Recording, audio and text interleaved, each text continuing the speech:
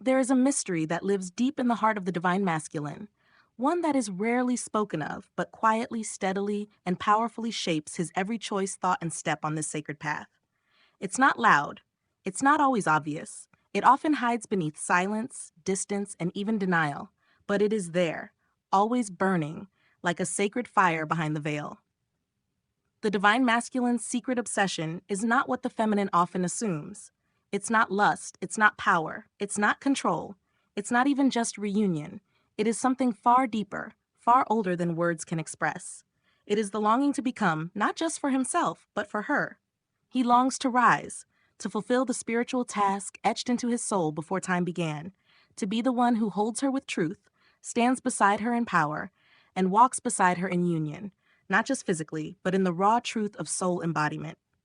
But the path to this is riddled with confusion, pain, and resistance, and the feminine, in her sensitivity, often feels the masculine's distance as abandonment. She feels his avoidance as rejection. She sees his silence and assumes he does not care. But what she doesn't realize is that behind the silence, behind the confusion and withdrawal, the masculine is chasing something invisible, something he can't even fully name himself, the version of himself that is worthy of her light. That is his obsession. To become the man who can meet her, match her, hold her, and not lose himself in the process. Deep within the divine masculine, there lives a quiet ache, a fear that he is not enough. Not enough to hold her heart, not enough to match her radiance, not enough to rise into the man she deserves. He may not say this aloud, he may not even be fully aware of it, but it is this fear that drives so much of his behavior. He pulls away not because he doesn't feel the connection, but because he does. And feeling it forces him to confront the places within himself where he still feels small. He sees the power of her love and wonders if he can rise to meet it.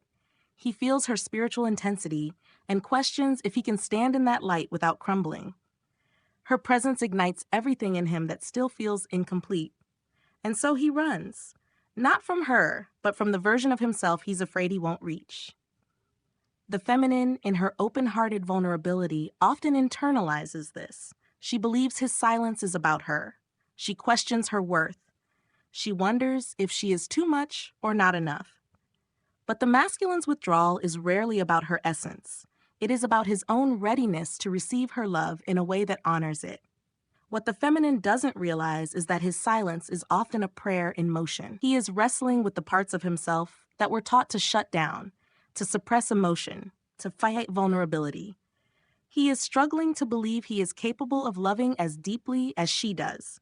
The masculine is obsessed with becoming someone who can not only claim her, but keep her safe in a world that has never taught him how to hold that level of depth.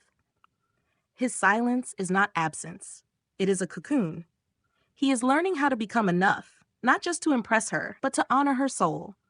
Not just to win her heart, but to stand beside her in spiritual alignment, free of shame and shadow. Masculine energy is often expressed through doing, building, moving, fixing. But something changes when he meets his twin flame. Suddenly, he is asked to be, not just act. The feminine invites him to feel, to hold space, to be present without running. And this is terrifying. The masculine has been conditioned to equate worth with action, to fix rather than feel, to work rather than sit. But the feminine's love brings forth a spiritual awakening that he cannot solve with logic or effort. She does not want him to fix her. She wants him to see her. She wants him to stay, to be still, to meet her in presence. And presence requires him to face his deepest wounds. His secret obsession is to become a man who finds power in stillness, who can sit in silence and know he is strong, who can listen without defensiveness, who can hold space without needing to dominate it, who can be vulnerable without feeling weak. But this level of presence demands that he first meet his own pain. He must sit with his guilt, his failures, his shame. He must look in the mirror and accept himself. Not the image he projects to the world, but the truth that lives underneath the armor. This is not a path for the faint of heart. This is why he often delays, resists, or distances himself. Because to rise into divine masculine presence means he must unlearn decades of false programming. He must redefine what power means. He must find strength in the space between words, in the gentleness of truth, in the quiet commitment to see her fully. The feminine doesn't always realize how hard this is for him. She sees his lack of emotional expression and assumes he doesn't care. But the truth is that his obsession is to become emotionally fluent, not just to speak her language, but to feel his own heart without shame, to cry without feeling broken, to open without fear of losing control.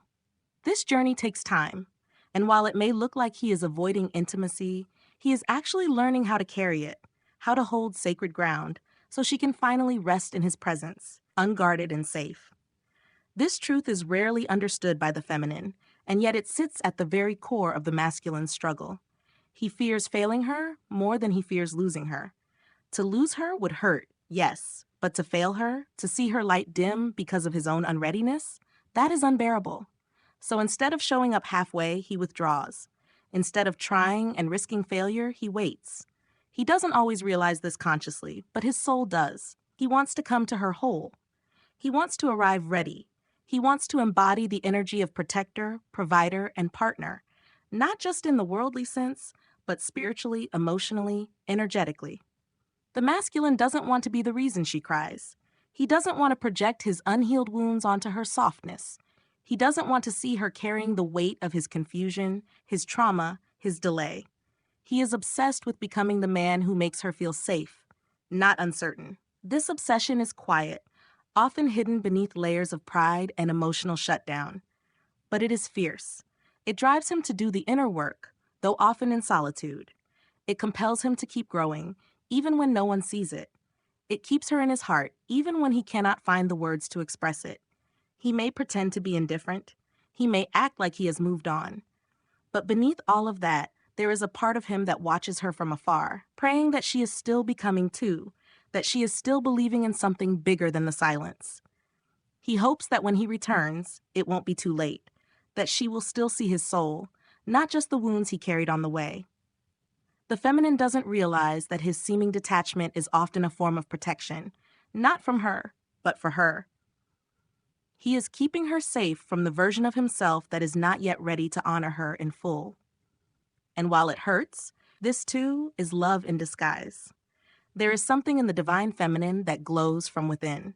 Her intuition, her softness, her truth, her power. The masculine sees it even when she doesn't know it's there, even when she doubts herself, even when she feels unseen. He sees it, but seeing her light also shows him his own shadows. And this is the part he doesn't know how to face. The divine masculine is obsessed with her radiance, her ability to love fearlessly, her capacity to feel deeply, her strength to walk away when she must, her grace, her presence. He sees her as the embodiment of the sacred, but at the same time, that light feels blinding when he hasn't yet healed. He wonders if he deserves it. He questions whether he can stand beside her without being eclipsed.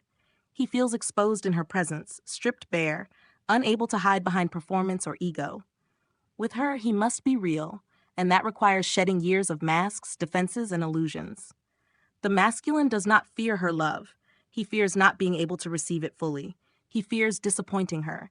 He fears being seen and then still feeling inadequate. But still, he watches. He remembers. He is drawn to her again and again. His obsession is not about controlling her or claiming her. It is about becoming a man who can stand in her light without flinching, a man who can honor her power without needing to diminish it, a man who can protect her without silencing her, a man who can walk beside her, hand in hand, with no masks between them. This obsession fuels his growth. It moves him quietly through his awakening.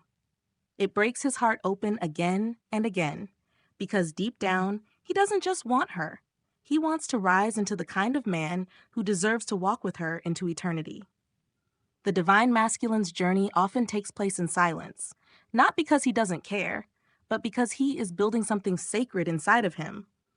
What the feminine doesn't always realize is that while she may feel left out or abandoned during separation, he is actually crafting a spiritual space within himself that he hopes will one day hold her completely.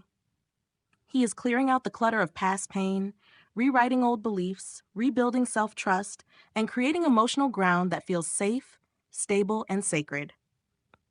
This inner world is not visible from the outside.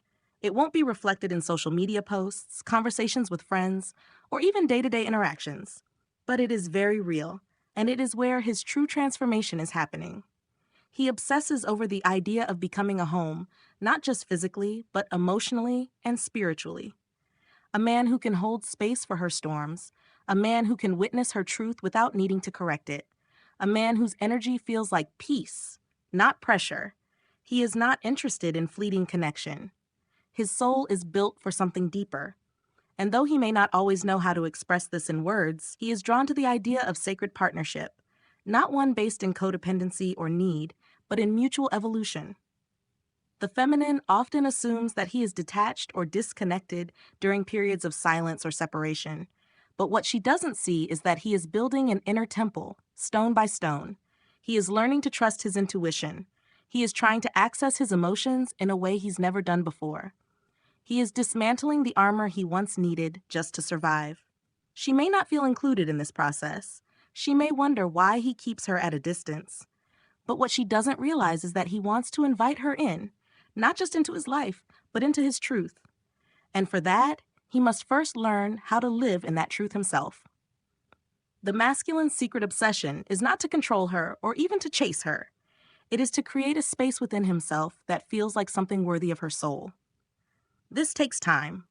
This takes depth. This takes courage. And most of all, it takes love. Not the easy, convenient kind, but the quiet, enduring love that exists even in the absence of words. The masculine mind is often grounded in logic, facts, evidence. He wants to understand things with clarity. He wants to see results, cause and effect, beginning and end.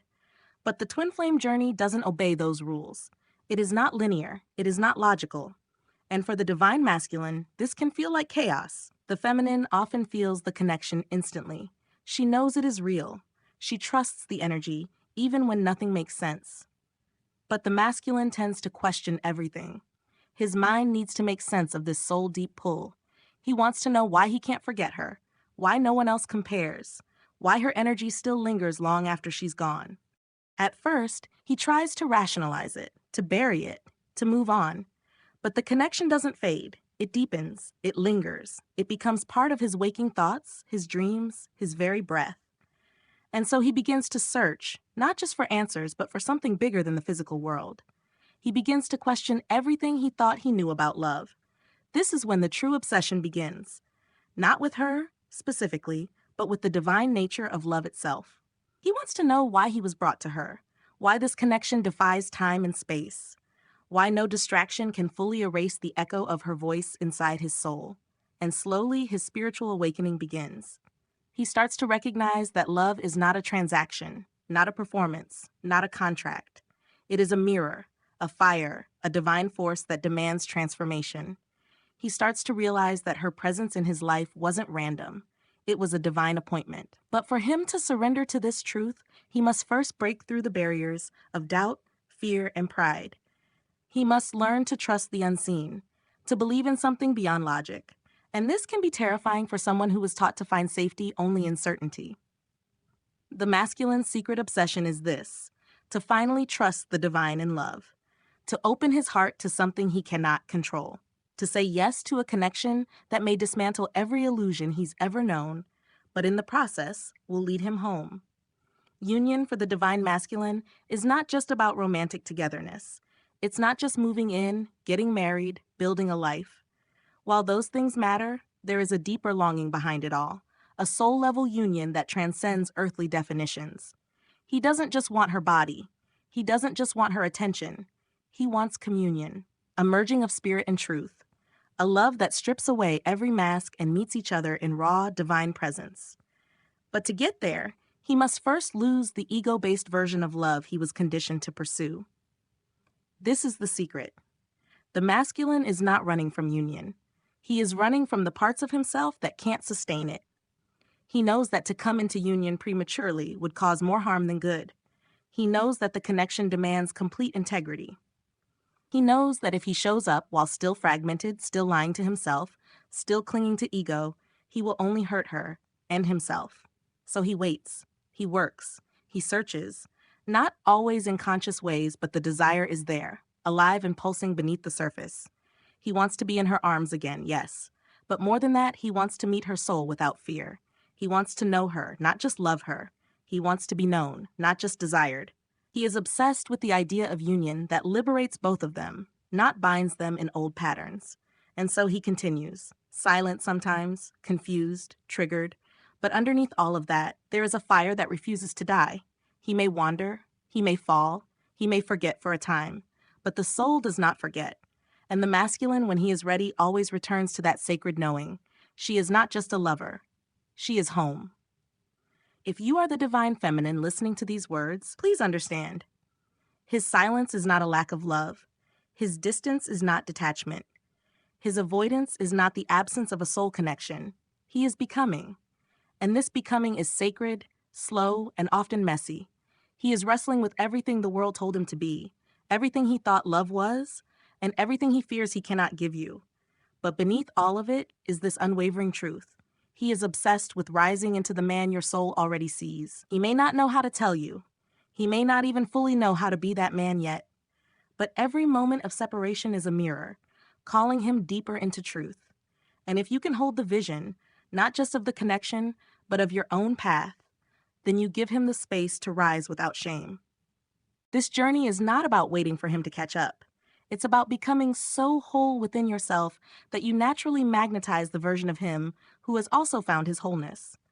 It's about releasing the pain of expectation and choosing instead the power of divine timing. The masculine's obsession is not shallow, it is soul deep. It is a longing to be worthy of sacred love, not through performance or pretense, but through deep inner healing. So if you feel lost, if you feel like giving up, if you wonder whether he ever thinks of you, cares about you, feels what you feel, remember this: he does, more than you know. But his path is not to be rushed. His growth is not to be measured by outer signs. His awakening is his own, and it is happening. Have faith in the unseen. Keep choosing your own growth. Stand in your light not to chase him, but to remind him of the soul he is becoming. Because one day, when the fire has refined him, when the silence has taught him, when his soul is ready to be fully seen, he will return. And he will not just come back as a lover. He will come back as a man who knows who he is and who will never again question the divinity of the love that brought him to you in the first place.